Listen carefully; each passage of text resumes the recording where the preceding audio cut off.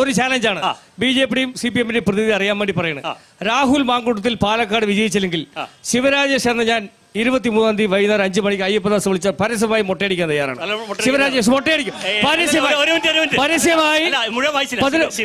ശിവരാജേഷ് കർലാസ് അയ്യപ്പദാസിനെ തന്നിക്കണോ? അയ്യപ്പദാസിന്റെ കയ്യിൽ കർലാസ് കൊടുത്തിരിക്കണോ? ശിവരാജേഷ് എന്ന 15,000-ന് 25,000 20,000-ന് വോട്ടില് എത്ര വോട്ടാണ് അറിയില്ല. ഒരു മിനിറ്റ്, 10 വോട്ട് കമ്മിയായാലും ഞങ്ങൾ വിജയിക്കും. വിജയിച്ചാൽ 23-ാം തീയതി 5 മണിക്ക് അയ്യപ്പദാസ് വിളിച്ച ഞാൻ നിങ്ങൾ ചാലഞ്ചാണ്.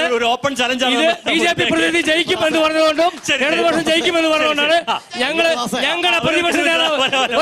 ഞങ്ങളുടെ പ്രതിപക്ഷ നേതാവ് കേരളത്തിന്റെ ശക്തനായ പ്രതിപക്ഷ നേതാവ് പറഞ്ഞത് UDF-ഉം ബി ജെ പിയും തമ്മിലാണ് മത്സരം. UDF-ഉം ബി ജെ പിയും തമ്മിലാണ് മത്സരം. ബാക്കിയൊക്കെ കള്ളപ്പട. ഞങ്ങൾ ജയിച്ചു കഴിഞ്ഞു. ഞങ്ങൾ ജയിച്ചു കഴിഞ്ഞു.